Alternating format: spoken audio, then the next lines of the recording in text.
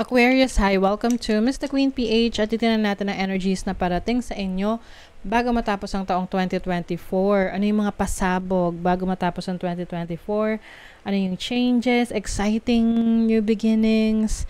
So, let us see. If you're interested in private readings, meron tayong link sa description at sa pinned comment. Paka-check nyo na lang yung information kung paano mag-book for a private reading. Okay, Aquarius. Let's see for Aquarius. Bago matapos ang taong 2024. Okay, unahan natin tong Astro Dice. So you have Sun in Aquarius. Oh, that is your energy in the 10th house. Wow, mamamayagpag ang inyong career. Yes, mamamayagpag ang career nyo ngayon bago matapos ang taon. Aquarius, ano man yung pinupurso nyo, ano man yung pinagkakakitaan nyo, you are going to be more energetic, full of life. You are going to have fun as well, no? Because the sun is about happiness. This is about fulfillment. So you will feel na you are on the right path. Maaring masosolidify sa inyo na, ito talaga yung gusto kong i-pursue sa buhay. Ito talaga, dito talaga ako magiging masaya. So, your energy as well is about being pioneer. So, maaring marami kang bagong ideas on how to, start a business or mas lalong kang maging effective sa trabaho mo.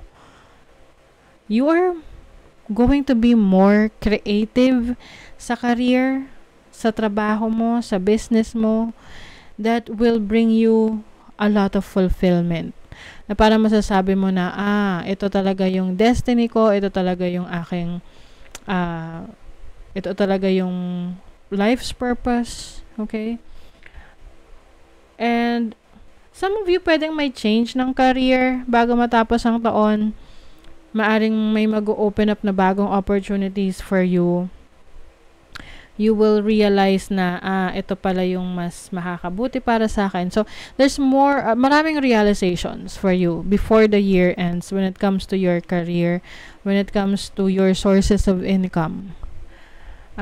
Yung iba sa inyo rito, merong malaking gathering within the family bago matapos ang taon. This can be a reunion. So normal naman yan ngayon kasi holiday season, no? Usong-uso yung mga reunion, get together, mga parties. You have Othila here.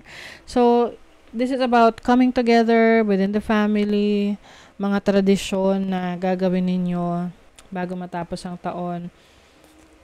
Some of you, meron kayong unexpected na inheritance. Yung tipong may mana pala kayo galing sa lolo nyo, lola nyo, parents nyo. Or maaring, kung hindi man to unexpected, pwedeng magiging malinaw na sa'yo kung ano yung makukuha mo. Kasi diba sa family minsan, kalat-kalat yung mga properties, hindi pa na pag-uusapan. So, pwedeng part ng mga pag-uusapan ninyo is, ano yung mapupunta sa inyo, Aquarius? Sa'yo ba yung lupa? Sa'yo ba yung sasakyan? Sa'yo ba yung bahay? Or makatanggap ka ba ng mga ari-arian, like furnitures, whatever that is, no? So, it's about inheritance as well. And then, meron kang Gebo. Gebo is about opportunities and blessings. So, bago matapos ang taon, may mga blessings na darating sa'yo. This can be unexpected blessings, especially in your career. Pwede rin merong unexpected na promotion, may increase ng sweldo. Yung iba naman, paglipat ng trabaho, sa paglipat mo, mas maganda yung opportunity na yon sa trabaho na yon. Okay? Or, yung, parang, some of you will give up something Meron kayo give up na career para sa isang mas magandang opportunity. So, pwedeng abroad, yung iba naman, this can be a new source of income. Let's say, for example, ikaw ay employee, tapos nagsa-side hustle ka sa online, and then, nung nakita mo na maganda na yung kita mo, nakita mo maganda kita, napansin mo maganda na yung kita mo, yung income mo sa online, and then that's the time na gusto mo na mag full time sa online. Anything that you earn online. Pwedeng work from home, content creation, whatever that is, no, online selling. So, pwedeng magre-resign ka kasi magfo-focus ka na doon sa mas malaking source of income para doon na yung attention mo, mas mapalago mo pa. Okay? So, a lot of things can happen. You also have here, this is ihwas. Ihwas is rebirth, pagbabago. This is also about an ending.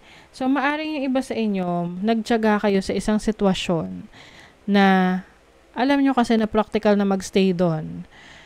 And this is the time na you realize na, okay, ito na yon. Ito na yung time na tapos na yung tatiyaga nyo.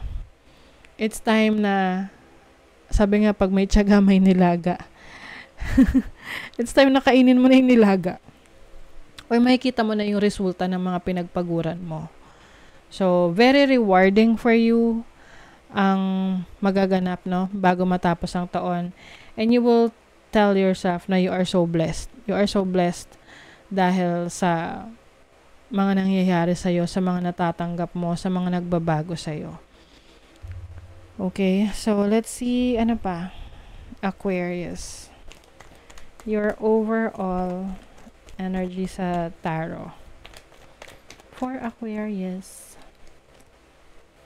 You have the world. Ooh, ang ganda oh. The world is your oyster.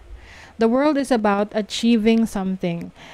This is also accomplishment. Maaring ngayong, bago matapos ang taon, meron kang ma-accomplish. Ito yung mga nasimulan mo ng mga nakaraang taon, nakaraang buwan, na talagang pinaghirapan mo, pinagpaguran mo, at ngayon masasabi mo na worth it. Some of you, merong career na naghihintay, trabaho, opportunity sa ibang bansa. Kaya nga may new beginnings for you. Some of you, this is also clarity, confirmation. Kasi maaring may mga bagay na hindi nyo nakikita, no? Na parang, ano ba talaga ang gagawin ko? Parang pagdating sa decision making, you're not sure of it. But with the world card, ito ay binibigyan ka rito ng clarity or ng confirmation that you can do it. You got this. Okay? You got this. You're going to be concentrating more on your goal. 'Di ba nga yung mga kabayo kaya siya nilalagyan ng blinders is para hindi sila ma-distract sa paligid nila at nakafocus lang sila sa goal. And for you, Aquarius, you're going to keep your eye on the prize. Diretso ang tingin. Kasi nandun yung goal ninyo. Yun yung gusto nyo ma-achieve. So, for your money, career, finances, you have the Nine of Pentacles. Oh, this really makes sense. Nine of Pentacles is stability. This is financial security. This is financial independence. So, ano man ang source of income nyo, this will bring stability na sa inyong kaperahan. Meron ditong mentor. So, mentor, maaring merong person sa buhay mo na nagbibigay ng guidance sa'yo, tumutulong sa'yo. This can be your boss or someone na you look up to dahil kumbaga parang siya yung parang siya yung inspiration mo. Oo. Someone is also willing to share their knowledge and experience sa'yo sa field of work mo. Some of you will also be very close to your to spirituality.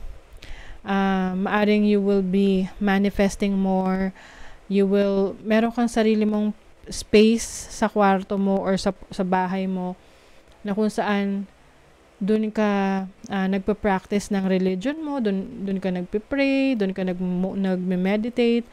So this will really help you in achieving your goals. moving forward, no? Lalo na bago matapos ang taon. Okay.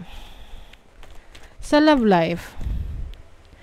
Sa love life naman ng mga Aquarius. What's coming? Ano yung energy? 5 of Wands. Nako.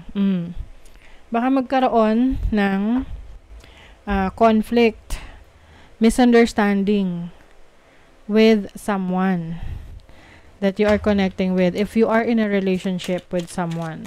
Lalo na kung parang wala ka masyadong nabibigay na oras at panahon dahil mas focus ka sa career mo, sa mga goals mo. This can be romantic partner or sa family rin, no?